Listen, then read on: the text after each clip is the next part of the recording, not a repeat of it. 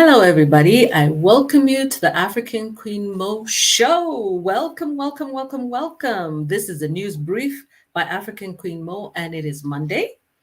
I hope you enjoyed your weekend. I hope you had a good time. Yeah, I hope some of you are here, going to watch me right from the beginning. Today, I'm starting right on time. Yes, the African way.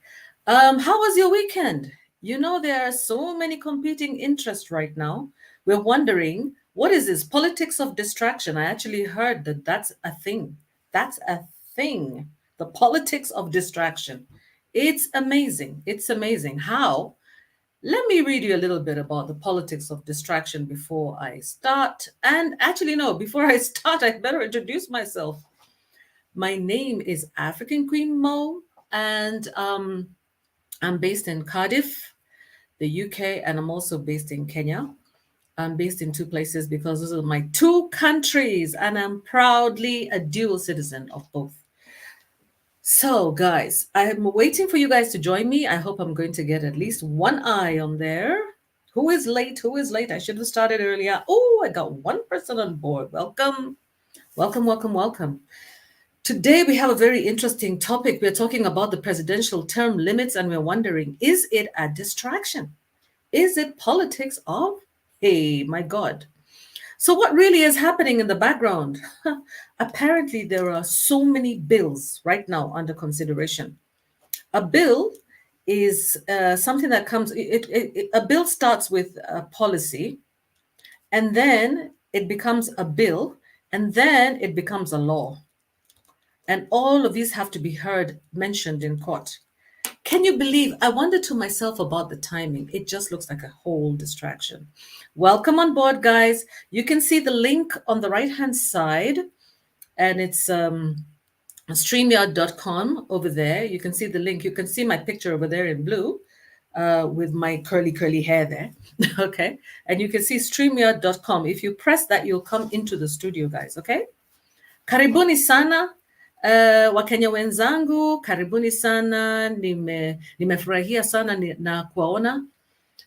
Leo tunazungumuza mambo ya president term limits na tunajiuliza ni nani ingine inafanyika na huko nyuma, kwa sababu by the way hii kitu ni kama wanataka kutudistract, hawataki tujue vile kunafanyika by the way. Kwa hivyo wanatuletea vitu ambazo hazitatufurahisha sana.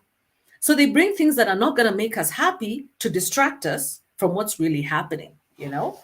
And that's the reason I believe why we're even talking about the term limits. Kwa sababu ni kwa nini tunaongea mambo ya term limits saa ile hawa watu hata hawajamaliza hata nusu ya term yao. Their term was supposed to be from 2022 to 2027, I think. 5 years, yeah? Si miaka mitano. Saa hii tuko 2024. We're in 2024. We're only 2 years in. Now already wanatamaa kumaliza what? Maybe 2030 something. Oh my God, it's crazy. 2020, 2029. They want another extra 2 years because they can see that they are not going to complete their presidential term limits with any sort of achievements. They've been too busy doing politics. But in the meantime, I actually think this is a big distraction because they knew Kenyans, hatuwezi agree. So I'm speaking in Swahili. I'm also speaking in English. For those of you who can join me and understand English and Swahili, that's great because really this one targets mostly Kenyans. But of course, everybody else is welcome to listen. I'm going to try my best to speak in Swahili and also in English as much as possible. Nita mix. I'm going to mix the languages a little bit, but I'm going to have to try to speak mostly in English because I really want the world to know what's going on in Kenya. One of the weaknesses of speaking in Swahili only is that we miss the opportunity to inform the rest of the world about what's happening in Kenya. So let's get right into it, guys, before I continue rambling on. First of all, an update. A clarification from the last presentation that I had. I remember I asked a question to you guys. Do you remember that the 3 empaneled judge bench was organizing all the petitions into two cohorts. Okay, I spoke to a lawyer friend of mine who explained everything to me. And she said that proceedings, that the two cohorts are like this. On the 22nd of October, there was a morning session with appearances in order of a formal application to challenge the empanelment of the bench to be filed. But yeah, on the bench to be filed and served and to be heard in the afternoon. Directions on time allocation also given, afternoon session, blah blah. Okay, those are just general things. Okay, but basically, what the two cohorts are let me find it here. Let me find it here. Oh yes, cohort 1 is basically challenging the pre-impeachment proceedings before the National Assembly. That's the MPs, the members of parliament. The 281 members of parliament who voted Gachagua out, those are some of the petitions, additional petitions that are coming in. They are challenging the pre-impeachment proceedings before the impeachment proceedings before the National Assembly.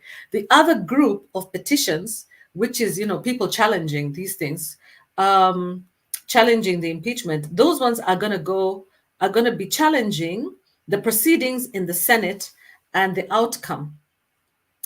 Also, the conservatory orders issued in Nairobi and Kerugoya. So all the petitions are going to be dealt with in cohorts 1 or 2, which is either the National Assembly or the Senate. And let me see here, on 29th, which is tomorrow, the application for recusal heard on 24th. Okay, let me get here because I know that she's writing her own notes as well for herself. Applications discharge conservatory orders to be heard on 29th, which is tomorrow at 10 o'clock in the morning. Okay, so those are skeleton submissions to be filed within 2 days of this order. So guys, tomorrow is the day I guess we're going to be listening to whether the conservatory orders are going to be lifted. The conservatory orders are the ones that stopped the impeachment from actually happening. So that's what we're waiting to hear tomorrow. So that's the clarification for you. But in the meantime, I have a few notes for you. I want to give you a little bit of an update about what's happening since the weekend. I had some time to relax and think. And you're welcome to join me in studio, guys. Yeah, you're welcome to join me in studio. Karibuni, we had a nice session last time. So I was listening today again, I like listening to local language television and stuff. And then I like to translate it into English so that the rest of you are aware what's going on. So basically on one of our local language stations, they were talking about, there was one government representative who stated that he was disappointed about the personality-based reports from various media houses and also from social media influencers. He was citing that instead of focusing on the issues, they were focusing on the personality of the president. So they thought it was like a sort of witch hunt or, a personal attack on the president. And he's like, that's very unprofessional. It's quite disappointed. People should be looking at issues such as agriculture, and where he mentioned that maize production had increased this year, and that the things to do with oil prices have come down. He's a member of, he's in the government. So of course he's a cabinet secretary, and of course he wants to see positive news. However, in a rejoinder, actually, the hosts and the panelists stated that they have great difficulty in getting cabinet secretaries to actually focus, on the party mandates and their promises and their manifestos. So that's actually the biggest problem. So the question is, who's to blame? Who's to blame for the personality politics? Yeah, it was quite interesting. So this particular one host in one of the news programs, they were taking the views. I found when they were actually interviewing the public, and one of them was faith-based. A church leader called Reverend Kamuri said in Muranga that that the governor, the senator, the women's reps' work should be evaluated before their term limits can be determined. They were asked about whether they agree with the term limits being extended. In addition to the 200,000 emails that went and jammed the Senate email, there was also, there's been follow-up with individuals, with people, interviewing people. And the guy said that no, no, no, no, no. This He said that term limits are not a priority because we have so many other competing interests. We have the National Health Insurance Fund, the Social Health Insurance Fund, we have the education issues, we have electricity issues, power and energy issues, and those are the issues that should be discussed now, including roads. And then another person said that the term limits issue is not even new. Yeah. There was a prediction that one day there would come a time when leaders will propose extended term limits, just like in Uganda and Rwanda have. You saw that Kagame actually proposed extended term limits. Actually, I think he wants to be president for life, that one. And then, of course, Yoweri Museveni also the same. So it looks like Kenya wants to go the same way as our neighbors, is it? So he said that it was quite disappointing as the government is not focused on their agenda and public participation does not happen. So he requested that the government should stand with its manifesto and focus on it. Because in fact, the public, who is represented by, the poor, the hustler, who we term as Wanjiko, which is the name of a woman, they want the term limits reduced so that they can go back to the ballot box, in fact, and identify new leaders who are going to serve them. I hope you guys are understanding what I'm talking about. I'm giving you a news summary of the day, and then we can have a discussion. Okay. Some people also responded by social media. I guess it would be Facebook and Twitter. And one of the persons said, you know what, we should even reduce this term limit to 3 years instead of 5. Somebody else was saying, these people are just playing with our minds. And in fact, another one said in 2027, all of them should be removed. Not a single one should come back. It should be a one-term presidency. Those are people who had responded by social media. Okay, one of the panelists on the show with the host said, now that the second question that they were asked was, what education should the hustlers receive now? I mean, like, in other words, what would be the lesson learned going forward? I'm translating from language to English, so it might not be exact. So this gentleman from Malindi in Kenya, which is in the coastal region, said, the lessons that voters should learn from what's going on in Kenya is that when going out to vote, consider the capability and capacity of leaders to actually do their jobs. That's number one. And they said, and he blamed the hustlers, the people, the voters themselves, for taking bribes, which influence their voting decisions. Taking bribes at the ballot boxes. All right. And then they also talked about the fact that they need to have their own party, their own party apart from, joining with others to make it stronger. And then they said, always ask yourself, how can a politician help me economically? So, for example, is this person business minded? Because most Kenyans are informally employed. So they need access to finance. They need access to education. They also need access, just basically to a conducive environment for business. And then they said that, for example, we heard a case where there were hyenas that had eaten a child, attacked a child and eaten them. And he blamed it on the fact that there was politics around the building of that road, which would have been built and had lighting. And now those hyenas, wild animals, are now a risk to children who are walking to their schools early in the morning. What else did he say that people should learn from this? Elect people who are thinking about you, because most politicians think about themselves. Watch out for the politicians who are hanging, who are standing in the middle of their cars with big cars and lots of money.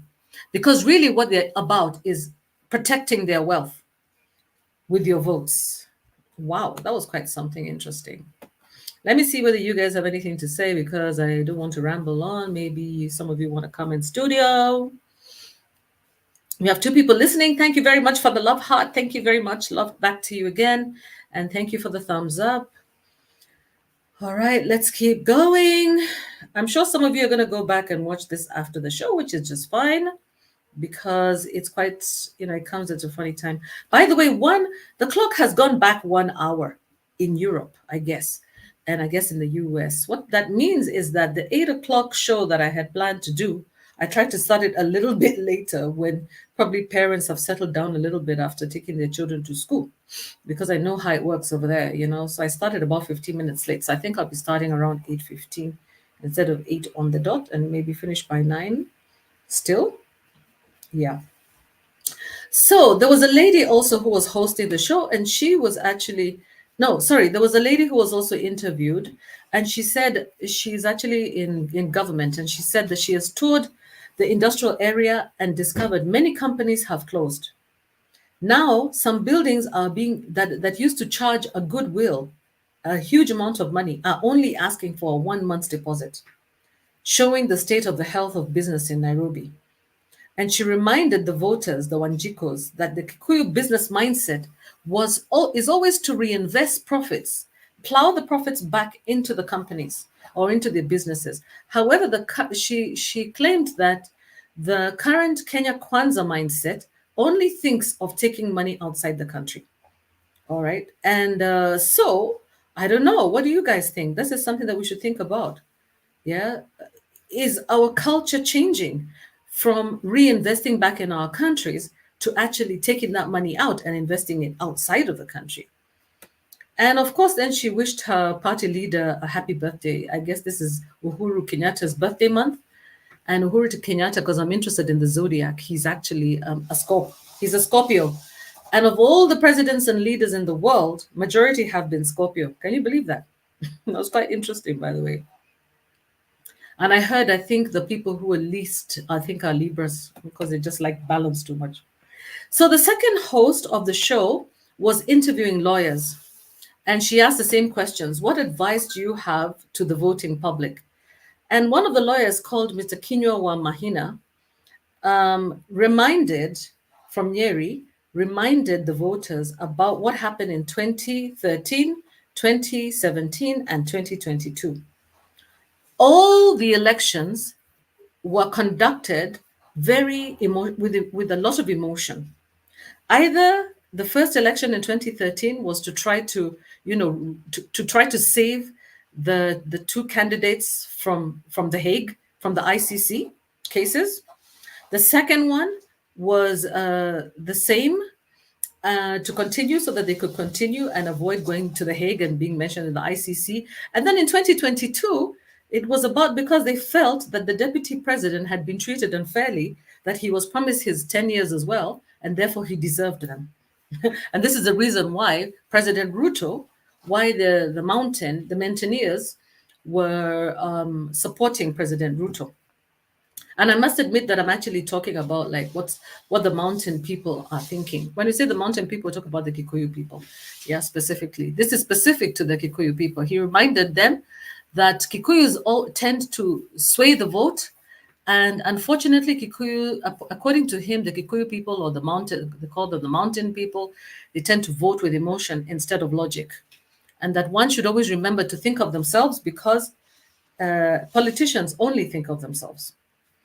A different lawyer, Mr. John Karanja, also thanked the media station for helping to improve communication and understanding for those people who do not speak the English language. And that's important, by the way. The language and the mode used for communication is very important, that we should have as much as possible local language stations.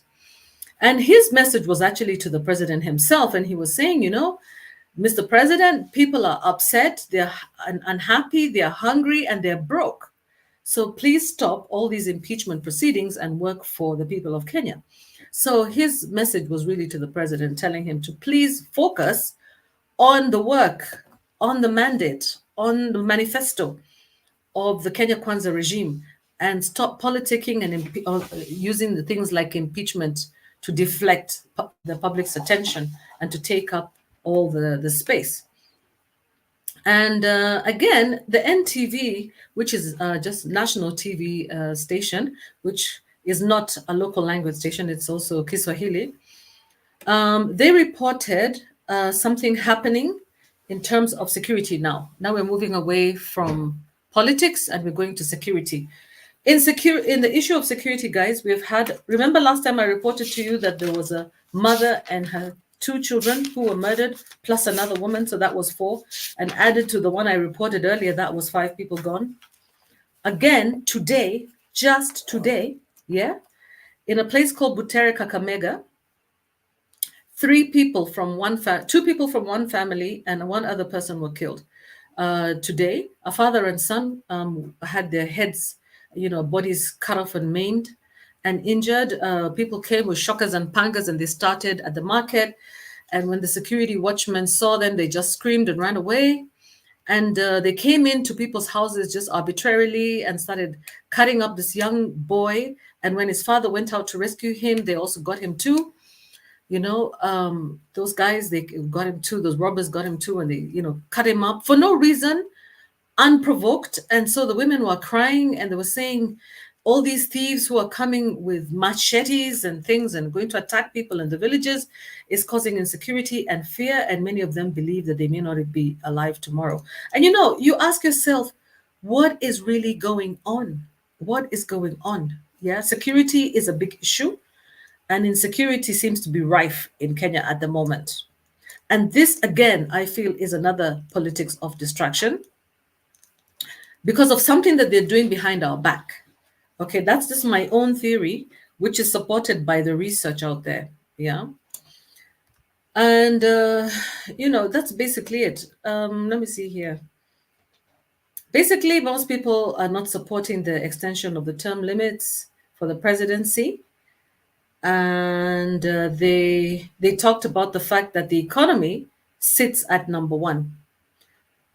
The economy is the most important thing that the parliamentarians should be focusing on and stop distracting us. Yeah. So I think I'm just going to stop there and allow you guys to come in and maybe participate. Nobody's watching at the moment, but I'll continue just like I'm recording. Hopefully some of you will come on board and join me. So basically, this is what's happening, guys. I think our country is going the wrong way. Definitely is going the wrong way. I want to read you something from the Politics of Distraction, University of Chicago, that I found online.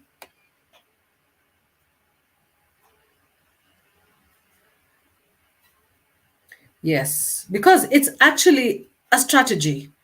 It's a strategy that's used by politicians to get things done that are unpopular in the background. At least this is this person's theory. All right. This is a guy called Ruben Durante, and he says, when he starts to think of this, okay, it says that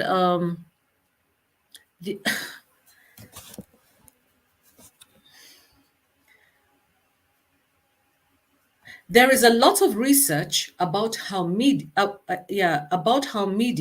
by putting the spotlight on policymakers, they make them more disciplined, right, and make them accountable. So on one side, it's positive, because if you keep the spotlight on policymakers and people who pass bills, like the senators, for example, and also the members of parliament, then you shine the spotlight on them and you make them more accountable. But the flip side, the other side, is that if you look at them from the side of the politician, then you realize that these are good opportunities for the politician to do unpopular things when the media is not watching, when public opinion is disrupted by something else. So, what is happening in the background? What could be happening in the background? While Ruto's ally is seeking to extend the presidential term limit, and Ruto's ally is Senator Samson Cherargei.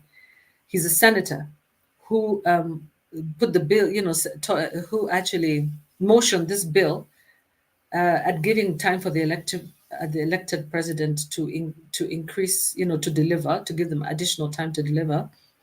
When this Mr. Cherargei, Samson Cherargei, when he actually proposed this extension of the presidential term limit, it was kind of like suspect because there was a parallel impeachment case happening. And as well as that, there are other issues happening. Like tomorrow in the agricultural sector, there's a lot going on. There's a horticulture bill that is literally being pushed to try to stop Kenyans from farming certain agricultural produce, and especially our traditional foods. So they want to almost criminalize Kenyans, and I'm going to talk about this more in detail, but they want to make it almost a crime for Kenyans to plant certain foods, our traditional foods, by the way. These are not even commercial cash crops. We're talking about vegetables. We're talking about beans. We're talking about, yeah, and they want to criminalize it and actually attach like jail terms to to these situations, to Kenyans. So the issue is that yeah, it's a big issue, and it's a big concern for Kenyans. We are worried. We are very worried about this, you people. This is not even a joke. This is bad. This is really, really bad.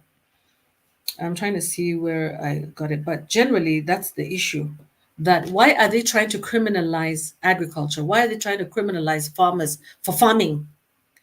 And why is the timing so suspect? Oh, I'm disappearing over there. Why is the timing so suspect, guys? Why?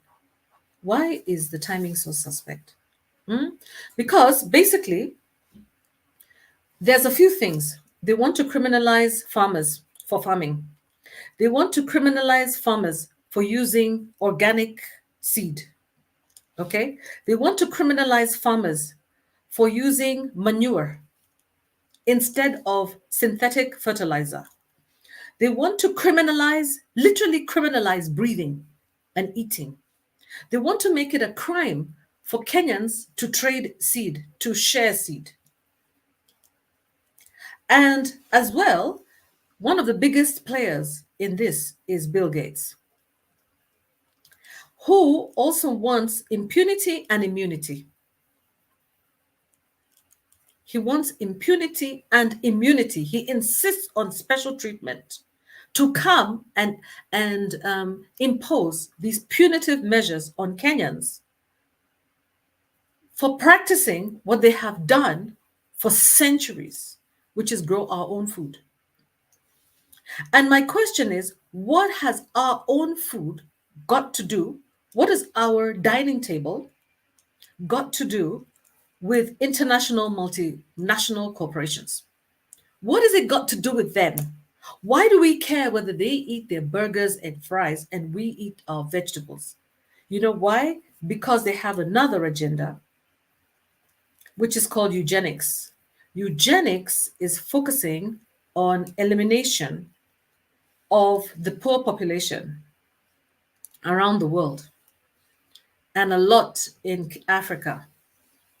So eugenics, if you look at the history of Bill Gates, his father was a champion, one of the champions of the eugenics movement. Okay. Today, I listened to this lady called Lynn Gugi's show on TikTok, a few snippets of her show where she was interviewing someone. I didn't quite get her name, but she was warning Kenyans about the genetically modified organisms, GMO foods. Yeah. She was warning Kenyans about eating GMO foods and the impact of GMO foods on Kenya's health. Now, why am I talking about this? I'm talking about this because Kenyans are focused on tomorrow's impeachment hearings. And at the same time, simultaneously in the court, yeah, there will be cases, petitions against the introduction and enforcement of these bills, these agricultural, horticultural bills. And Kenyans will be too distracted by the impeachment hearings to pay attention to their plates, to our plates. And this is a great concern for Kenyans. It's a great concern for educated Kenyans because we understand what is really going on. And it's unfortunate that so many Kenyans really have no idea what is going on. There's that. There's also, there's the Maisha number, which is an ID chip that is being put in children as we speak. Newborns, starting in Kwale County, where education levels of women are very, very low. So they start with the poorest educated. What you ask yourself, why don't they bring these programs right to the city center? Nairobi, Mombasa city center, especially Nairobi. Why don't they start these programs in the middle of Nairobi where Kenyans are connected to the internet, Kenyans are educated, they're going to go to level 5 hospitals, and they're going to inform one another what's going on. Yeah. And one thing that I think Kenyans should be aware of is don't take this matter very lightly, because there's a lot of studies that have been shown, that have demonstrated that GMOs affect people in so many ways. One of them is fertility. Fertility levels are known to go down. Why is fertility affected? I'll explain it later. Number two, the other thing is that we are not focusing on this lady was talking about the fact that cancer rates in Kenya are some of the highest in the world. I won't talk about the number 1, 2, or 3, but they're some of the highest in the world. If you think about the fact that Kenya is an agricultural economy with a very flourishing horticultural sector, then you need to ask yourself why. And specifically, this lady was pointing out to specific sectors, specific groups of people, specific tribes that are most affected. And some of these tribes are the most agrarian. Yeah, she mentioned specifically the Meru. Others were mentioning the Luya. And we know that Meru area is a very rich environment for growth of both commercial and horticultural crops. So we're talking about the rising rates and alarmingly rising rates of cancer. And the other thing that's concerning is the rising rates of autistic children diagnosed with autism. All of these issues are very important to us. As we're talking about the presidential term limit, we need to understand what's really happening in the background. This Kenya Kwanza regime introduced the GMO crops, GMO farming. And I did a video before now where I interviewed one of the leading scientists in India who warned us about this and was very disappointed by it. GMO crops are genetically modified, okay? The genetically modified crops basically are a mixture of genes, some of them from animal sources, including pigs, and other materials such as plants, different plants and pigs. So what happens is that it affects the DNA strand, it affects the genetic strand in the food. So for example, rice, maize, and animals feed on cornmeal, isn't it? So there's rice, there's maize, and all of these plants, they're affected. Their DNA strand, the thing, whatever, the information that is in them is affected by the DNA, by the genetic, they are genetically modified. Now, when they are genetically modified, it means that you introduce pig DNA to a plant. So the plant actually becomes carnivorous. It stops being a plant. It starts become a plant stroke flesh. It starts becoming something herbivoric and carnivoric. And you know what happens when it enters the body is that, and I've been reading this, I read it a long time ago, so I need to go back and refresh. But I remember that what it does is that our bodies are trained. Okay, we were brought into this world where we recognize every single plant. We know the difference between plants and animal protein or animal DNAs. So when something foreign enters our body that our body doesn't recognize, the first thing it does, the body, is to overreact. So we have a lot of problems in our bodies right now, such as inflammation. Have you heard of inflammation? There's been also, I can say that more and more reports of people talking about having inflamed bodies. Inflammation means swelling. Inflammation means, problems with our joints, like people who have sickle cell anemia, things with our joints, problems with our bodies, like in terms of bloating, inability to digest. Inability to digest is one of the major symptoms. So you drink milk because beef cattle, no, sorry, not beef cattle, dairy cattle are feeding on corn, which is maize, which is genetically modified. Those animals produce milk. That milk is not recognized by our bodies as food. So it goes into our bodies and our bodies become inflamed and we become malnourished. Why? When we become malnourished, yeah, it means that our fertility is affected. We are eating, you eat ugali, you get full, but you're still hungry. Your body is still like looking for something else to eat. It's telling you that, mimi sijashiba, I have not had enough to eat. So you find yourself, you've eaten ugali, you've eaten sukuma wiki, you've eaten fish, or maybe you've had chicken. Yeah, you've had chicken, which ate corn. Plus you've had ugali, which is corn. Okay, could be GMO corn because we heard that some GMO corn came. And GMO corn comes from places like South Africa. Well, South Africa actually has GMO corn. So you've had GMO corn and you've downed it with some GMO milk, and you've also eaten GMO chicken, and you're still hungry. When you're going to bed, you're looking to have a slice of bread and tea. Very different from the way we grew up, by the way, guys. Because I remember growing up, and when we eat a meal, we're so full. Yeah.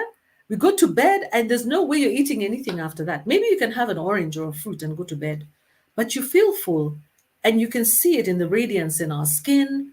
We can see it even in terms of, our flexibility. You can see our grandmothers were very flexible. They were still digging, going to the shambas. Now you ask me to go to the shamba, I'm not going to do that, I've consumed GMOs. Where am I going to go to the shamba? Are you crazy? Shouldn't use those words, yeah? So, guys, that's what I'm trying to say, that we have to take these things seriously because it's affecting our health, and not just our health, but our children's health. Now, let's talk about autism. Autism is a condition that is it's a neurological condition. I'm not a doctor, by the way. I'm not a doctor. Autism is a neurological condition that affects mainly boys, but affects children, okay, as affecting children. I remember myself that before I went to America in the late 80s, when I went in like 80s, went to the States to school, one of the things that I noted was how many disabled people there were in society. I was shocked. It was very surprising, to see so many disabled people. I lived with an American host family, and this is information that you should probably too much information. I lived with an American host family, and I remember asking them why, because my American host father was a professor at the university, and I asked him, what's going on? Why do we have so many disabled people in society? Why do we even have homes that are dedicated to the disabled? So many of them, and so many Africans are going to work in those homes as carers. And I asked them why. And he said to me something that was really shocking. He said, well, it's because of genetic issues. He didn't really explain it. But when I went to work, my boss explained it to me. My boss was very open, and he has explained it to me. He talked to me about manic depression and many things. And my boss explained that close relatives are allowed to marry, even cousins. And you see, in Africa, we have the most diverse pool of genes, okay? And this is in the world. That means that our genes, we don't marry each other. We always make sure that relatives do not marry one another. And Africans of all people in the world have the most diverse gene set.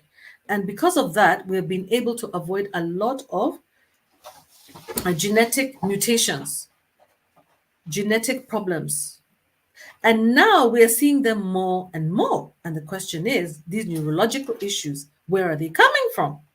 Because that still hasn't changed, because we still are diverse, because we still check, Our parents will always check to see and make sure that we're not related to the people we're getting married to. What else has changed? The only other thing we can think about is our diet. We have moved to more processed foods, foods that are dead, literally, things that are processed with chemicals, things that are stored and can be stored for years, things that are sprayed with chemicals and stuff. And the other thing that we have done, we have introduced a lot more vaccinations than we ever had growing up. Children today, I don't know how many vaccinations. Mato, you can tell me how many vaccinations our children are going through now. How many they have? They're probably over 10. When I was growing up, I remember maybe 2 or 3, and I still have marks of them. And they were already problematic. I imagine the children today having 8, 10, 20, 15 vaccinations. Why would you expect a child to be normal after that? Yeah? Why? Why do we not question things, guys? Why do we not question? Why do we just accept these chemicals into our children's bodies? Why? Why do we accept them even into our own bodies, our own? COVID, just the other day, okay? People took the COVID vaccine the other day. And already AstraZeneca has been pulled off the market in the UK. Yes, but here in Kenya, we're still promoting it. We're still telling, and why was it taken off the market in the UK? Because it was shown to cause blood clots. It was shown to cause myocarditis, okay, which is problems with the heart. But what are we doing? We're still promoting the same vaccination here in Kenya. We have a government that is still in bed with Big Pharma.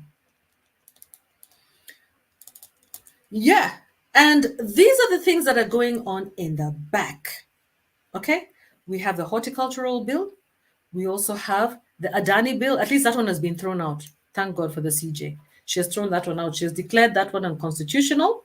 The issue of the airport being taken over by this Indian investor, that one has been considered unconstitutional. All right. So looks like we are gonna. What is Mato saying? Looks like we are gonna result. Let me read. Oh my God. Sometimes I forget I need glasses. I've usually had good eyesight. Let me see. Mato, looks like we are gonna result into the wild edible greens like terere and cassava at this point then. That's a good point, Mato. I'll have to keep putting on my glasses and removing them because I only need them for reading, right? Yes, Mato, actually that's true. We'll resort into eating our traditional greens. Yes, but there's a problem. Our traditional greens are also being sprayed with chemicals from companies such as Monsanto. And many of these chemicals have been shown to cause problems, and especially kidney disease. You wonder to yourself why we have such a big outbreak, call it an outbreak, of kidney problems. Why? It's because of many of the agricultural chemicals used on our foods. And if, those chemicals are used on our foods and our foods are not sprayed and our foods are not cleaned properly, and also, even if you just, you inhale them, they get into the water, they get into the water table, etc. Whether you have your ndoma or you have your greens, fact is, you'll be affected. In fact, a lot of people who are being affected by, by kidney disease and all kinds of other non-communicable diseases, NCDs, they call them NCDs. Many of those people are actually farm communities. Farmers are the greatest risk. In fact, that's one of the things that I found out, that you'll hear that your grandmother in the village has cancer. You're like, where is she getting cancer from? I thought we were told that we should eat well, and if there are people who eat well, it's the people in the village. They don't eat that much fat. They can't even afford it. They eat their beans, they eat their maize, they eat their greens. But who's telling them about the chemicals, the fertilizers, the synthetic fertilizers that they're exposed to? They're not using masks. Yeah. There's not enough water to wash them off in the first place. They're too close to them. Yeah. Oh, welcome, Susan. Yeah. We have somebody on stage. Welcome, welcome, welcome. Yeah. So let me see what Susan has to say here. Many Kenyans got the AstraZeneca jab more than once. Yeah, many, many Kenyans got the And by the way, the doctors are quiet about this, and yet they were some of the first people to get the jabs, the COVID jabs. We're not going to blame anybody for getting those jabs because we remember the threats that came with those jabs. We remember the threats and the fear that they pumped all over the country with even lockdowns and insisting that people have to get those jabs. Yeah. So anyway, I was talking about the non-communicable diseases before I talk about them. So the non-communicable diseases are diseases such as hypertension, high blood pressure, diabetes, cancer. Those are the non-communicable diseases. Yeah. Welcome, guys. Welcome, Mato. Yeah.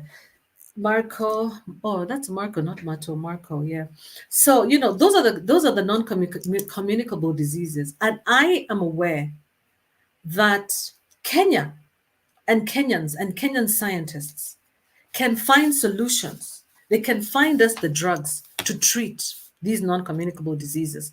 Because after all, Big Pharma sources all the plants for which constitute the basis for their medications, yeah, for their pills, from African countries, from the jungles, from the forests.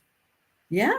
But the problem with us is this: the international funding, the people who fund research on non-communicable diseases, on diseases in Africa, will not fund non-communicable disease research. They will not fund research on high blood pressure, hypertension, diabetes, cancer. They won't.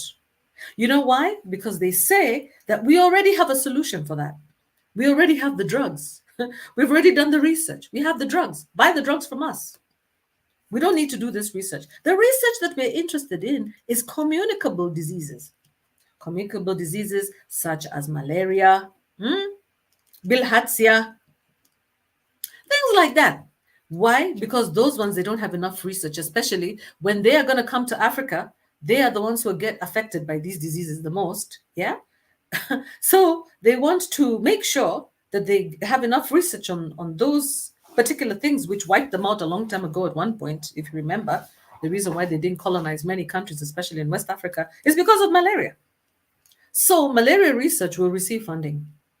But hypertension research will not receive funding, because actually, if we give funding to our people, give funding to our scientists and places like KEMRI and places like that to do research on hypertension and stuff, it means that we might come up with local solutions and their drugs will not have a market.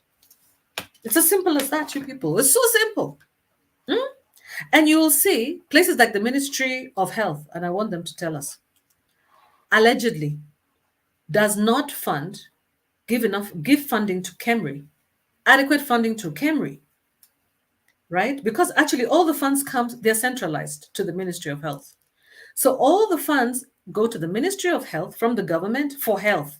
And then the Ministry of Health is supposed to send those monies, is supposed to distribute that money around to their various organs, such as maybe the supply stores and places like that. And of course, KEMRI, being the research arm of the government, should be receiving a lot of funding from the government and receiving funding from the ministry. But they don't receive that funding because it's not considered to be priority. Ask yourself, why are people dying of cancer in Kenya? And then another thing I learned when I went to India, I traveled to India. I was in New Delhi and I was listening to a show on cancer. And many Kenyans go to India for cancer treatment.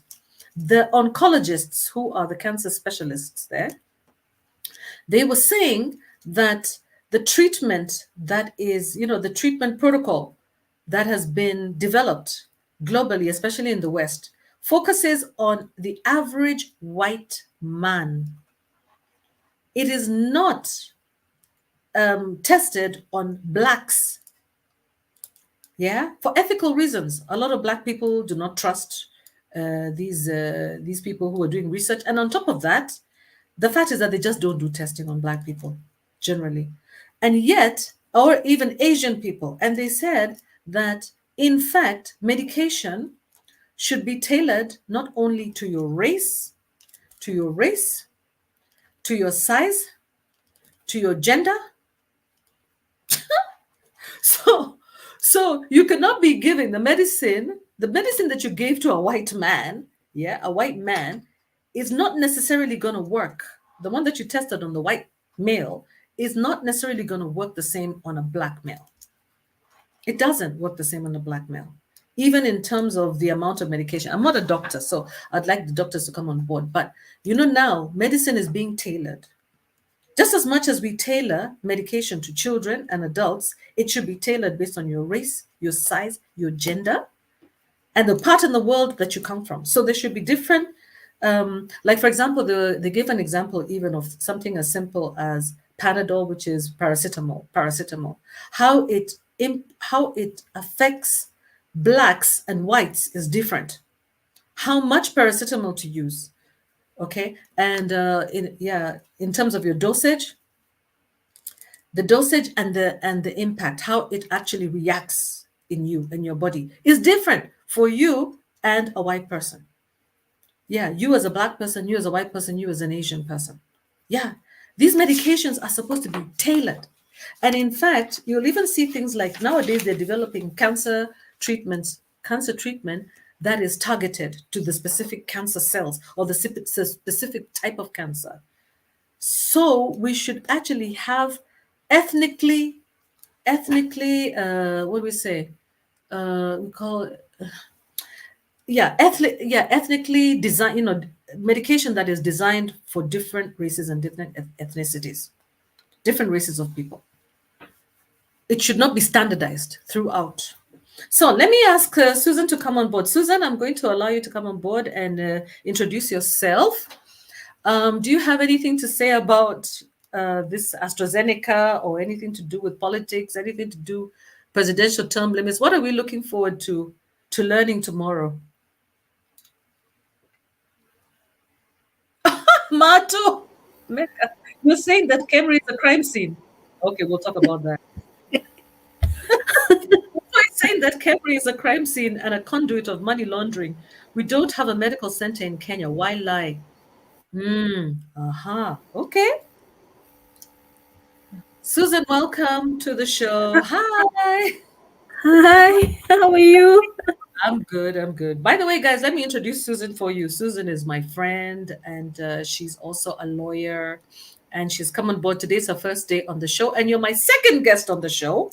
My first one was Mato, but I'm sure he's working. That's why he's not available. He's in the US, but he's commenting. I can see him there on the comment section. But Susan, it Yeah. would be really nice for you if you can explain this issue of the presidential term limits. What is the situation right now? I mean, what is the Cherengay actually saying? That's number one. And then number two, tomorrow, what are we looking forward to hearing? We're hearing about these conservatory orders. Yeah, are we looking at them lifting them? Are they going to decide to lift the conservatory orders and actually swear in a new deputy president? Or are we looking at the petitions, the result of the 30 petitions that are in the two categories, or what's going on really? Help us to understand, please. Okay. Well, the latest of the 7-year term is, how's the sound? Is it? I can hear an echo from my side. It's perfect. All right.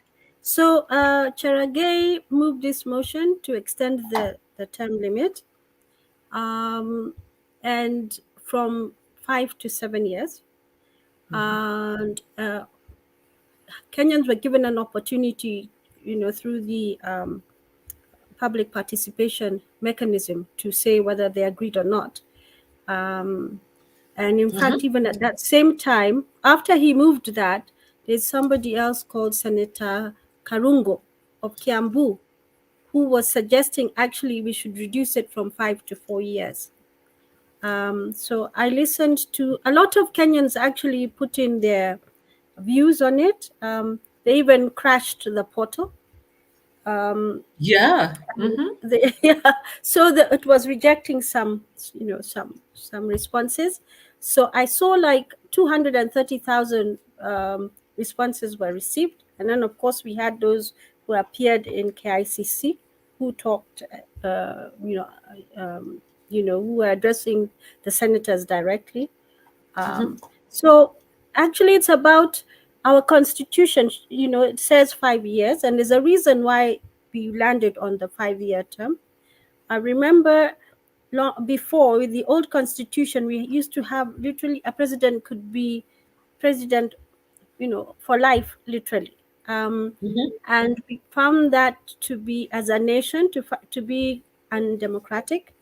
So the terms were limited. So the most a president can be in office is, at one go, is 2 terms of 5 years. So that's a maximum of 10 years. So if you check the inauguration of the 2010 constitution, we had Kibaki, who did his 10 years, and then we also had the Kibaki did the constitution came into being. He came in 202, 202, before the constitution. He came in 2002. That was when we had the first multi-party election. And then he served. It was during his time, the second term, when the constitution was passed. And then we had Uhuru and Ruto doing the next 10 years. So, there should be a very good reason as to why we would want to extend, after our history of knowing that we could have presidents who could last. Like Moi was a president for 24 years, stay in office for a long time. That's why the constitution was developed in that way, and was very deliberate. Don't forget that it took a long time for the constitution to be developed. It was, it was a very, very long process. So I think a lot of Kenyans have had a lot to say. I heard one person saying, why would we give them 5 years when after 2 years we're already trying to remove the deputy president? There's already been an impeachment process for the deputy president. So he was saying that, 5 years is enough, and that should be the case. 4 years also. I think some people are also supporting Senator Karungo on that one.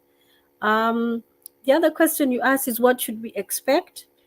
So basically what happened in October, we had the special notice of motion, which was filed in the National Assembly on the 1st of October and brought before the Assembly on 2nd October to impeach the deputy president. So between 2nd of October, it was debated in the National Assembly. 4th of October, that's when the public participation was gazetted to take place. They had to extend it for another day to 5th. There was a report that was lodged in the National Assembly on the Monday, which is the 7th of October, and it went back into the National Assembly for them to consider the report on public participation on the 8th of October. After that, the same day, they approved the impeachment of Rigathi. Remember, there were 11 counts against him. And then it was sent to the Senate. Now the Senate, the Senate. So the Senate have, when they receive it, they have like 2 days to determine when they are going to hear it. So they set the date for the following Wednesday and Thursday, which was 16th and 17th of October. 17th of October at night, they voted to impeach Gachagua. So the numbers in Senate that had that had to be attained when they were voting to impeach Gachagua was 45. So there are 67 members of the Senate. The Speaker doesn't vote, so say 66. So then the number that would pass, there had to be 45 of them who would agree to say, yes, let's impeach the DP. They impeached him on 5 counts. For impeachment, they just needed 1. They didn't need more than just 1 would have sufficed. So they impeached him Where on. is that written, if I might ask? Sorry to interrupt, but where is that written in the law, in the Constitution, that you only need one You item or only one charge? You need to be charged okay, only with one thing. yeah, because it just says you impeach. You just need one ground. All the Oh, others one are ground. superfluous. You only Okay. need one. Yeah. Mhm. So most voted to impeach him. Some said no, and the ones who said no on all grounds, because first they voted in Senate on whether any of those grounds, what they were calling a prima facie case, had been established on any of those grounds. Only 5 of them of the 11 passed. Their, were approved by Senate, and then they went back to vote one by one, one by one. So some of them said no on all the counts, and they said no. So what happened anyway, after they had voted, the majority, the 2/3 majority had been attained. Um, the he stood impeached by the Senate, and then it was gazetted the same night. So on 17th, when we woke up in the morning, we found that there was already a gazette notice that was filed to saying that the deputy president had been impeached, and that on the 18th, which was the following day, which was Friday, there was a special sitting of the members of parliament to consider the appointee, the nominee by the president for the person who was to replace Gachagua. This is now when you find the second cohort were filed. Those cases that were filed in the second cohort, that's when they were filed. So they were challenging the process in Senate, and they were challenging also any other action. They were stopping any other action until the issues were decided. Yeah. And I think it's important for Kenyans to understand that the courts are looking at the constitutional process, whether the law, the constitution was followed. They are not hearing the case again. They're not hearing it again. They're just looking at the process now to see, okay, was he given a fair hearing? And according to the constitution, there are some articles which are, you can't, there's no negotiation, like Article 25, which just says very clearly that these are fundamental rights and freedoms that may not be limited. So one of them in 25C is the right to a fair hearing. So that as a Kenyan, a citizen in of this country, that right to a fair trial is there. So that is one of the things that could be challenged. So the High Court judges, the 3 judges in that bench, are inspecting, or they're interrogating whether or not there's any the constitution was not followed. So this is what the lawyers have to argue. So what has been happening since the matter came to court was that, so on 18th we had, okay, let me go back a little bit. So there were some cases that were filed during the National Assembly proceedings. Those are the ones that are falling in cohort 1. The ones, this is now how the bench, the 3-judge bench, decided to divide the cases, because there are so many. There is one particular petition that has, I don't know, 20 or 30, 20 something petitioners.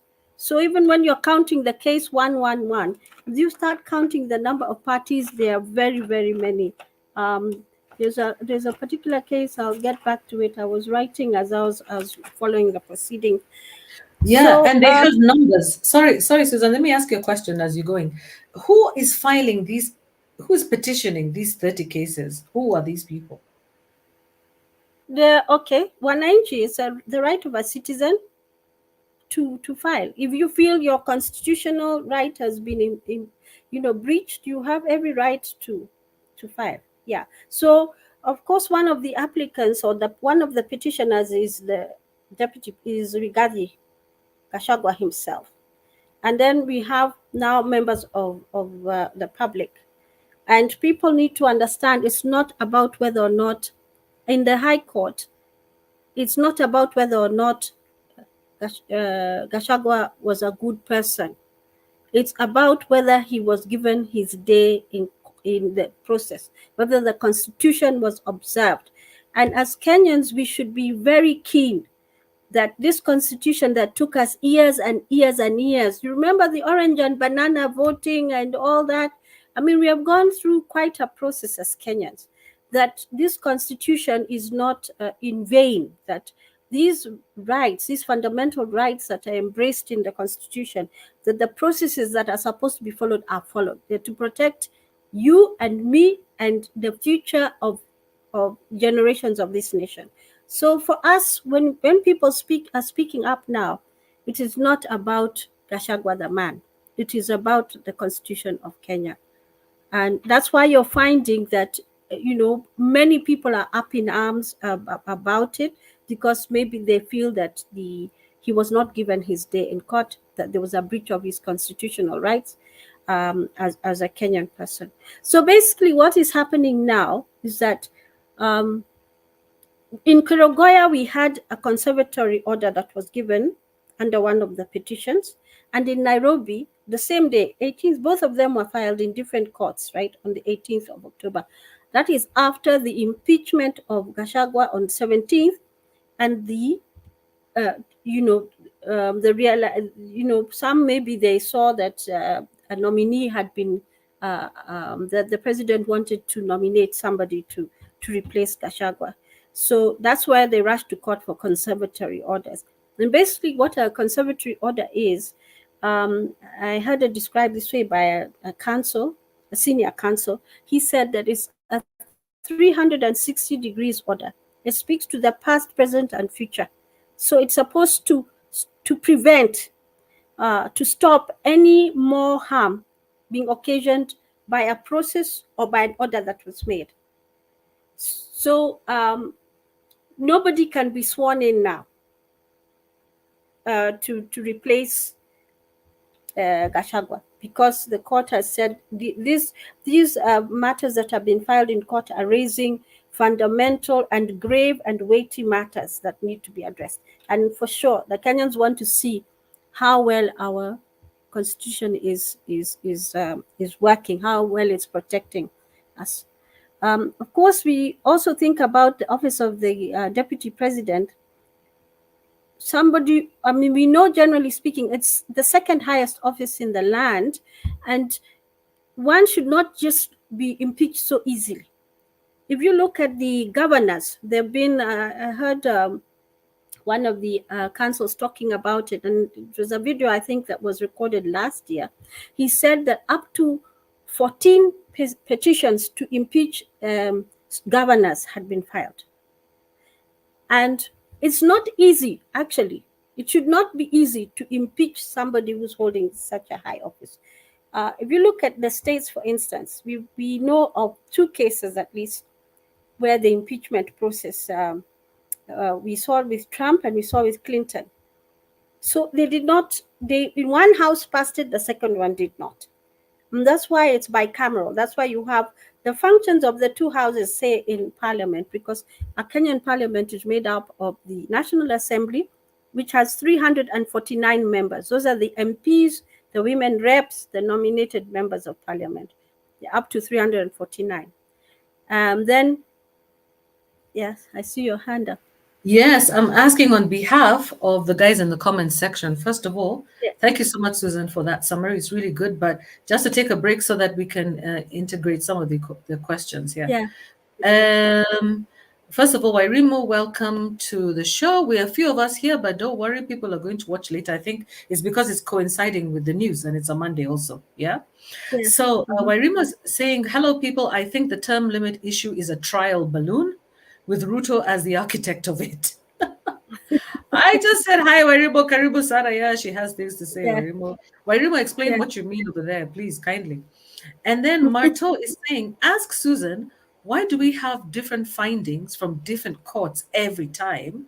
And also, what jurisdiction does Kerugoya Court have in such a case? Can you see Okay. the question? Yeah. Yes, Okay. it's a high court. Kerugoya has a high court. So it's equal to any high court. We have high courts all over the country. So it's at that level of a high court. Constitutional matters, the original jurisdiction is that the first place you should take a constitutional complaint or question or a petition is to the high court. And you can take it to a high court in any part of the country. So it's equal to the Nairobi High Court. It's equal to Nakuru High Court, Meru High Court, Mombasa High Court. Yeah, they're at that level. They're the same level. Then the different findings. I think that's why the appeal system is there. And usually where you can end up with different findings because facts may distinguish themselves. So you may have, if the facts are slightly different in a case, the judge might arrive at a different conclusion.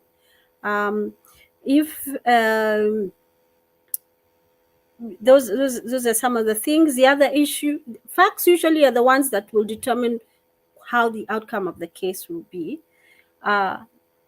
And that is that is usually what happens when you have varying different findings. And that's why we have the appeal system where the appellate court will now, consisting of 3 judges, will look at the issues and determine and use case law and all that and their own decisions to bind. We have this thing called where the courts rely on precedent. But what lawyers do when they want to persuade the court of a different outcome is they can distinguish that case which is being relied on as a precedent and say it really doesn't fit. So, for instance, in this impeachment case, one of the issues that were raised, there were 2 applications. One was for empanelment of the bench. The challenge came out because they said they were challenging whether the Deputy Chief Justice constitutionally under the Constitution, had powers to empanel a bench to hear a constitutional matter. The section they were relying on, or the article they were relying on in the Constitution, says it's that jurisdiction or that power falls under the Chief Justice. And so the petitioners' advocates were saying that the Deputy Chief Justice could not do that. So the court disallowed their application and said, basically, this is an administrative function, and the Deputy Chief Justice has power to, if the Chief Justice is not there, she can act, and the Constitution allows that. The argument of the judges, there are many reasons, but the one that they said was that the application of the Constitution cannot result in absurdity. There should be no vacuum. So, for instance, if the Chief Justice is not there, there should be no vacuum. There should be somebody else who should be able to do her work. Generally, there's a general provision about in the Constitution that says that the Deputy Chief Justice deputizes the Chief Justice, except in the case of the Judicial Service Commission, where there's a different deputy there. Yeah. So I think I've answered those 2 questions. Okay, so something that I wanted to mention is tomorrow we are going to hear, now we're getting into the substance of the case, where these conservatory orders, there are 2 applications, one by the Attorney General and one by the National Assembly, to discharge the conservatory orders. They want to discharge the orders. I don't know. I'm looking forward to listening in tomorrow to see how it's going to go. Okay. One question, Susan. When you say discharge the conservatory orders, you're saying to what? To effect them? To lift them. Or to discharge, to remove? Remove. To lift. Okay. To lift them. To remove, that they are no longer in force. Some of your lawyers' language, we're not used to it, man. Us guys are like, it's going through one ear, it goes out the other. So we have to ask questions And Mato is Yes. asking another question here. Let's answer. He Uh, says that case should have never been in Karagoy. Yeah. And then again, Mato is saying, sorry, but I think taking the case to Kikuyu land while you have been accused of tribalism, Morema, is conflict of interest. I don't get why people don't see this. I don't know what you guys think.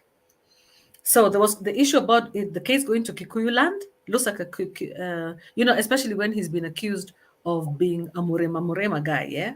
Like he's yes. associating himself with the Kikuyu tribe. So why is the case being filed in Kerugoya High Court and not in the Nairobi High Court, for example? And then he said that that case should never have been in Kerugoya. So anyway, I don't know. Maybe that's just a minor thing. Just answer quickly and then Okay. continue. Mhm. I think it's important to answer those questions, and thank you for asking that. The judges are from all over the country. In fact, the judge in Kirugoya is not a Kikuyu, and he is called Mwongo. And they are just sitting in their judicial capacity, and such a case is just parties who come and argue. It's not about where it is. What happens is you go to the court that is nearest to you. That is creating, and the constitution itself talks about access to justice. So wherever you are, you go to the nearest court with competent jurisdiction. So they had the petitioners in Kirogoya had an issue. They rushed to their advocates and they rushed to the court there. We had at the same time petitioners in Nairobi finding they were concerned about what was going on. They got their advocates and they went to court. And so we had ended up with 2 court orders. It's not one. There are 2 court orders. So one is in Kerugoya and one was filed in Nairobi. So the Attorney General and the Speaker and the National Assembly want to lift those orders, those conservatory orders, so that the process of swearing in the new deputy president can go on. So that is the hearing we're likely to hear, that we'll hear tomorrow. We don't know what other issues might come up, but I'm hoping that the process begins to flow. There's been a lot of there have been some applications which have slowed down the process. So we had, the first one was to challenge the Deputy Chief Justice's power to empanel a bench. And actually what emerged in that case was that the Chief Justice actually empaneled. Remember I told you we had 2 cohorts of cases. We had some which were filed during the National Assembly proceedings, and then we had some which were filed later on during the challenging what happened in the Senate and the order, or rather the impeachment of the deputy president. So the Chief Justice had actually empaneled a bench to hear those constitutional matters. She did that on the 14th of October. The Deputy Chief Justice did not act, in fact, the language is called suo She was not acting originally. She just sent the cases that were filed to the same bench that had been assigned by the Chief Justice. So that's what came out in the proceedings. So that was That the was the empanelment. justification, that the bench had already been empaneled. It had already been formulated by the Yes. CJ before she left. So they just continued the work. It was just continuing. She just assigned them the cases to that same panel. So, okay. yeah. So she Is did not Rigathi assign. Gachagua and his lawyers, are they convinced? Well, they have their right. Well, I'm not sure they were not going to appeal that. They were going to appeal the recusal? Not the recusal, the first one. Yeah, they were not happy with some of the language and stuff like that. But I don't know whether they're going to appeal. And then the second one was recusal. Recusal is where the issue of, and it was argued quite extensively about public perception and the feeling of fairness. You see, like Mato raised something interesting there. He said, why would you filed something in Kikuyu land when Gachagua has been talking about Murema. You see, that's a perception he has that, the court would be biased toward Kikuyus. That actually, like I explained, it's a high court. It has just been there to bring access to justice closer to the people of that area, regardless of what issue it is. But as long as it's that court has jurisdiction, they can hear it. So perception, the petitioners were saying the perception of the public was that these three judges were not going to be able to give them Gachagua and the Kenyans who had petitioned their day in court. They said that, this is now one of the things that came out was that this is a really personal decision for you to make. If you can hear people saying that we have questions, then you would, you'd rather step down than continue the conversation, continue to act. But the other side said, well, it's more that there needs to be more depth to the recusal, for a judge to recuse themselves than just the perception of people. So eventually they just said, they disallowed the application and then set down the substantive issue of lifting the conservatory orders for hearing on the 29th, which is tomorrow. So they did not recuse themselves. There are, of course, issues about why they should. For each of the judges, they had something to say about why they should, but it was felt by the judges themselves, even faced with those allegations, felt it would not cause bias to them. They would still be able to deliver justice to the people. Yeah. So perception is very important when it comes to recusal. And of course, one of the things we're saying is that the public has lost trust in the National Assembly, that's the MPs and all those. And they've also lost trust in the Senate after watching what happened in the Senate, where, after what happened in the Senate, they were not happy with that. So they're saying that the courts now are the last place where they feel they can get, they can get justice, or the right thing will be done by the court. They'll exercise their judicial authority. Let's answer this one and let it be the last question, because we need to close for now. I need to go back. So Mato is asking again. All these are really great questions, Mato. Sorry for the many questions, but isn't an impeachment a final thing? It should be done. The Constitution is above anything, including any judge's finding he was impeached. It should be over, Ama.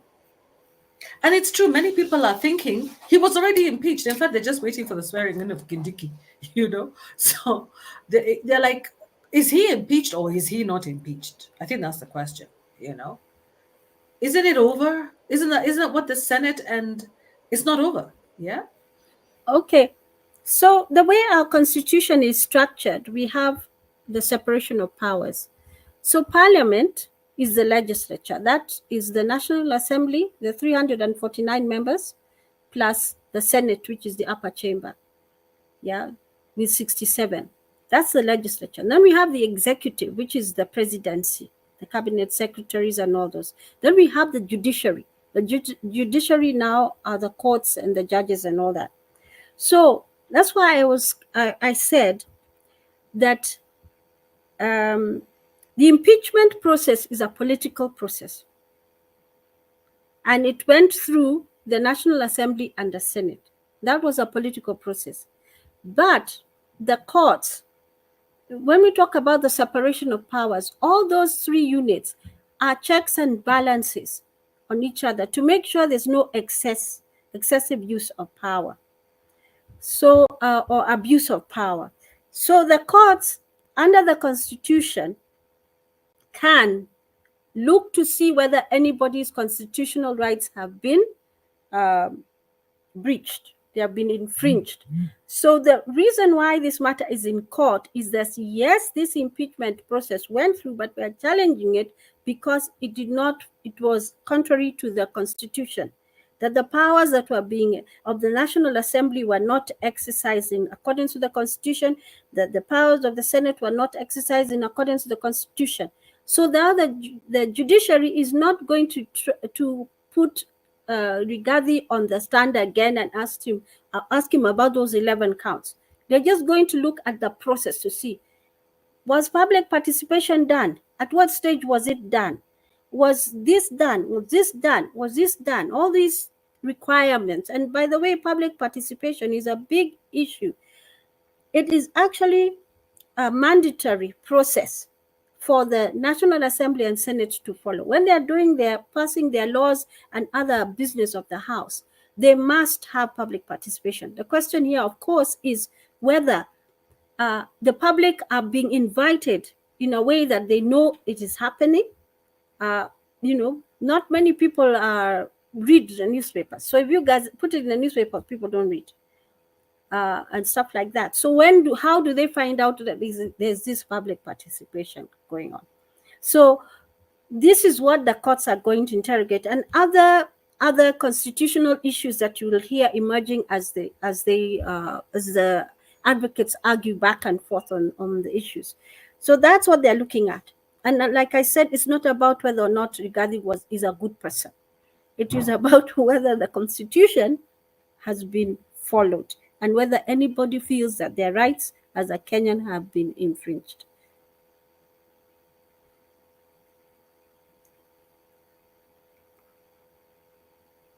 I can't hear you.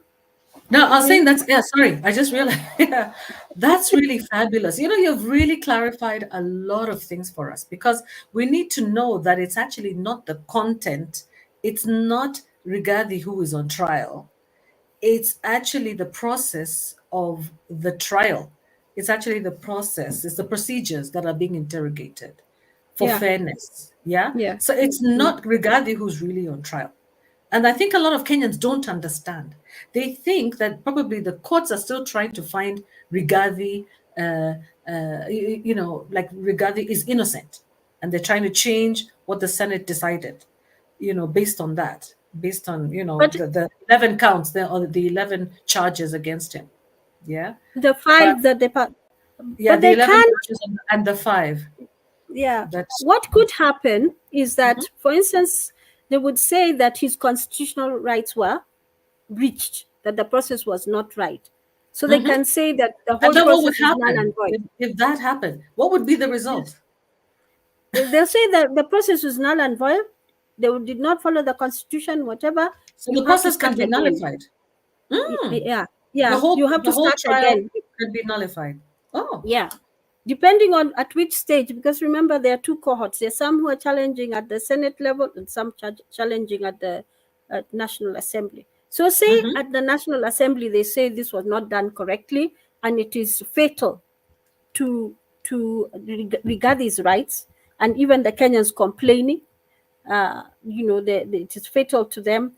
Then they can say you have to start again. The same way, if you remember how the election petitions went, the presidential, they said we are not sure whether this, because of all these mistakes we are saying, and they picked the clauses in the Constitution and said we cannot determine, we cannot tell, because of all these issues that arose. They were saying that the law was not followed.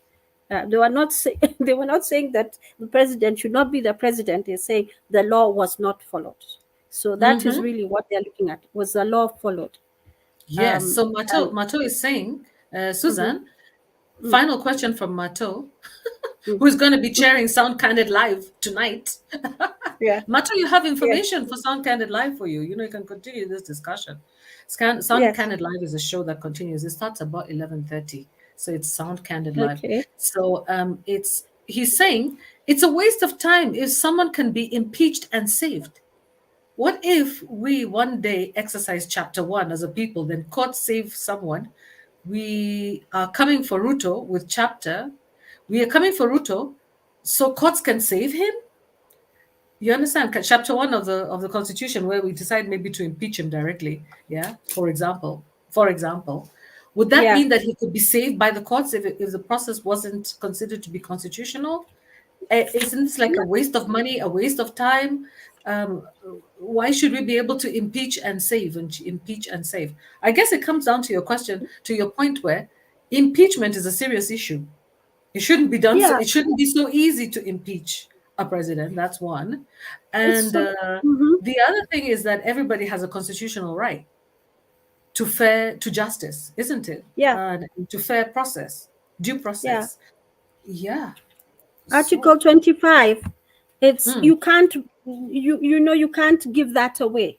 It is a fundamental right and freedom that may not be limited, and that is your right to fair trial. It's a fundamental right that we have, and it's really about knowing that you're protected by the law. You're protected by the Constitution. Look at it the other way around. If it was you who was the deputy president and you were put through a process where you felt you were not even afforded an opportunity, there was that your constitutional rights had been violated. Just on that alone, you can raise the issue. So even if we want to impeach the president, we must follow the Constitution. He's protected by the Constitution. We must follow it. So at the end of the day, even if the judiciary goes to inquire, looks at what people are complaining about, they can say, okay, fine, this you did, this you did, this you did, this. There was public mm, participation in all 290 counties. There was this, there was this, there was this, that sort of thing. All mhm, these processes were followed, and then we find that because there was no breach of any of the rights under the Constitution against that person or whichever was not, they will wait anyway. They will mhm, say no. Then the impeachment stands, but on constitutional grounds, not on the subject matter of whether the person stole or looted their where and what and all those things that Gachagua was being accused of. That is not the story that they're going to go and tell. That is not the story they're going to talk about. Yeah. So My God, that is so fabulous. Susan, you have saved many of us. Tonight, we are so clear. We are clear about what it is that they're going to be, what they're going to be focused on. That panel bench, that is so clear. It's so helpful. I hope, Mato, you found it helpful. Yeah, even if you don't agree, perhaps. But I hope you found it helpful. And also Wairimo and also Fia, who came and joined us a little bit late. But this particular show is not supposed to be very long. It's supposed to be like a brief, a summary of what's going on. And because of tomorrow's case, it's very important that we be prepared mentally to listen and to review the constitutional process. And I guess this is the reason why the petitions are so important, because they represent public participation. Is that correct, Susan? yeah, the petitions Because are they very said they have to important. listen. Sorry, because they said that they have to listen to the petitions before listening to the main case. I mean, sorry, they have to review and make determination Conservatory order. before the conservatory order. Exactly. Mhm. No. So what it is, just let me explain that before we go. So the petition is the main pleading. Then the applications are like the conservatory order is attached to an application. So they have to dispense of the rule is when you're doing in law is that the applications have to be dispensed with. Sometimes the judge might say, forget about the application, let's go straight to the hearing, because maybe, but right now because of the gravity of the situation, the Attorney General and the National Assembly want to prosecute the applications to lift those conservatory orders. So so it should be interesting listening. It should be interesting listening for sure. This is the first ever, I think, that we've had. And even if you look at the history of the deputy president, so I was listening to somebody. It's been a big argument that what is it with this office where it's such a troubled office? During Moi's time, remember, they would be kicked out. Those are the vice. This is pre, of course, the 2010 constitution. You know, people would be sacked on the radio, that sort of thing. So really, what is the cure for this position? Why is it such a threat to the presidency?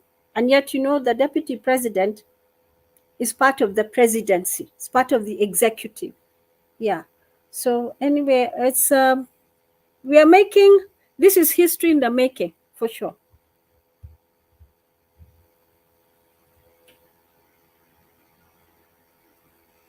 So between the 1st of October and the 17th of October, they impeached the deputy president.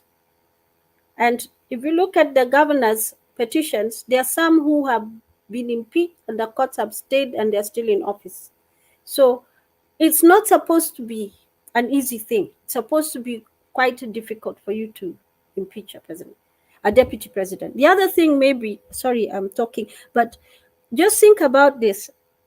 When we went to the election, there were 2 people on the ballot and we voted for the pair. This system, when they're replacing or when there's a vacancy in the office of the deputy president, the president can nominate, right? So say the person nominated is Kindiki. Yeah. Kindiki did not stand in any elected post this last season. He is a technocrat. He hasn't been voted in any capacity. So he's the deputy president. And the deputy president is supposed to deputize for the president. So it's possible that there could be a time when, say, the president's out of the country or sick or for whatever reason cannot perform his functions as the president. We could have a president who we did not vote for in any capacity. And I don't know whether Kenyans are comfortable with that.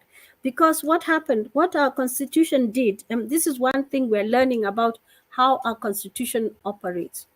And we need to really pay attention to what is going on. It is telling us that the National Assembly is very powerful. And if you have the National Assembly on your side, you can do many things. The National Assembly and the Senate, but more so the National Assembly. So, for instance, the National Assembly approved the nomination of Kindiki. But of course, people are asking questions about his eligibility, because there's a section that says that of the Constitution that talks about eligibility, and one of the things is that for him, because he's a state officer, he should have resigned his office. He can't be nominated. He's not qualified. That's one of the things people are saying. That the Constitution is saying that you have to. The only people who can still be in office when they're vying for a seat or being nominated for a seat like that is the president, deputy president, or what is a member of parliament. So he's neither. He's a state officer. It doesn't fit into any of those categories. So there are some issues there that people have been raising about his eligibility for that post. And I think these are some of now that is in the Constitution. Those are some of the grounds that may come up in some of the petition. So it's interesting to see how wide and how far they will go. But that issue that I think as Kenyans we should be concerned about is that if the operation of that article on filling that vacancy shows us that we can have a president or somebody acting in the presidential capacity who is not elected by us.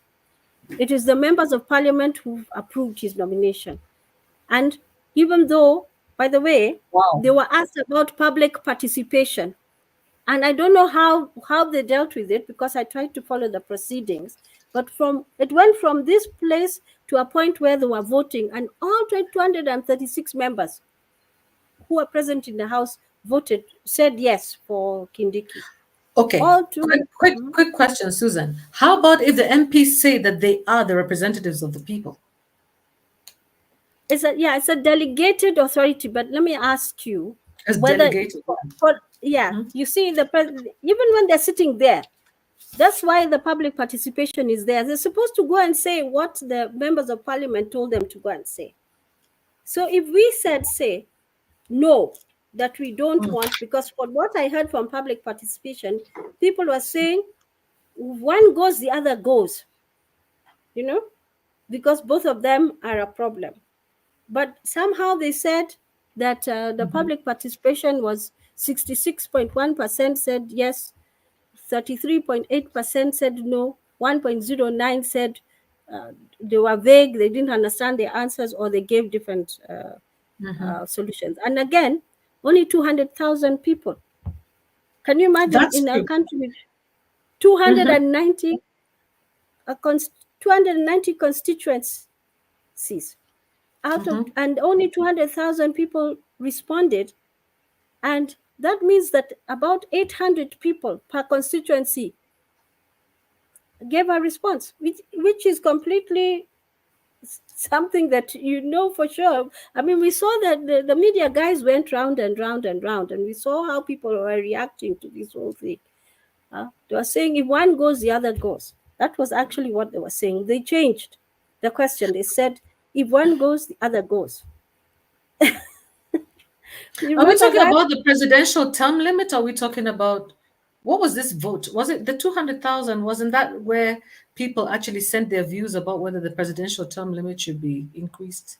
No, even for the impeachment of Rigathi. Oh, there were 200,000 only out of 20 million voters. What I found out was 1%. That total of theirs crashes. That's what we have learned through this 7-year extension, is that it cannot receive more than 200,000 odd responses. So how come the numbers are about the same, and yet we saw people is that not the role of the IEBC? They probably would have the capacity to take up the 20 million voters, or the views from 20 million. At least if you get 10% of them, 2 million. So let me finish with this last one, and I really have to go in the next 5 minutes. Wairimu says, I disagree with Oringo that he said a prima facie was enough.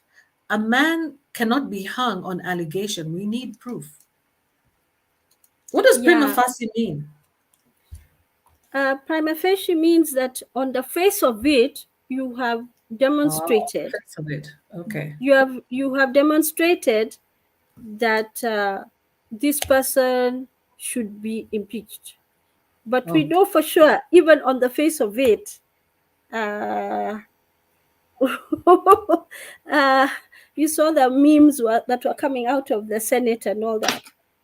On the face of it, we can't say that actually was proved. So these may be some of the arguments that you'll see. But some people disagree. Some people think it was completely fair. No, it's because it's because they were indicting. In fact, there's a political analyst who was saying, who was on trial? Was it his personality or his president's, or deputy president, his office? Was it his personality? Is it that you don't like the man Rigathi, or is it the work he was doing as a deputy president? So it was like it was his personality that was on trial, because some of the things people were saying about him, you could see they were personal rather than, and I think when Kenyans realize that this constitution and these laws are made to protect us all, so it is not a personal thing. We should remove ourselves from saying we don't like this person too. Would it be fair if I was treated that way? Or my family, my father, my brother, my sister, would it be right? No, the law is there to protect us all. And that is what I think the people who are really vocal. I mean, I know both sides, there's a lot of talk, but it's not about whether we like Rigathi as a man. It is whether he received the protection of the Constitution, as any Kenyan should. Okay. Thank you, Susan. Susan, our lawyer, our in-house lawyer. who's there to clarify everything. Thank you so much. According to Mato, that's a really good show, and all the thumbs up and the hearts say that's a good show. Thank you guys so much for watching. This was a bit longer. It's very interesting. Tomorrow we're going to have, we're going to have the court session tomorrow on the 29th, and 10 o'clock, everybody's going to be glued there. And meanwhile, others are going to go to march in town against the horticultural bill. There are others who are going there to march against the horticultural bill, which is going to introduce a lot of punitive measures against people who are going to try to plant a non-GMO seed, original seed. We hear about the seed bank. So there's a lot of things happening in the background, and I think maybe hopefully the next session on Wednesday we'll be discussing the outcome or whatever the proceedings or whatever conclusions of tomorrow, and at the same time also find out what happened, in terms of the court's decisions, the court decisions, or the situation regarding all these other bills that are out there that are happening in parallel and in tandem. Yeah. So thank you so much, everyone. Really appreciate all of you being on the show. Fia, Wairimo, Mato. Next time, hopefully you'll join me in studio. Tell me whether the time frame is okay or whether we should look for a different time when we can get more people participating. Today being a Monday, I'm not surprised that we have less people on board. Hopefully on Wednesday and Friday, we'll have more people. Remember, it's 8 or 8:15. See you then. To-dos. Kwaheri. Kwaheri, Susan. We are over and out. Bye-bye.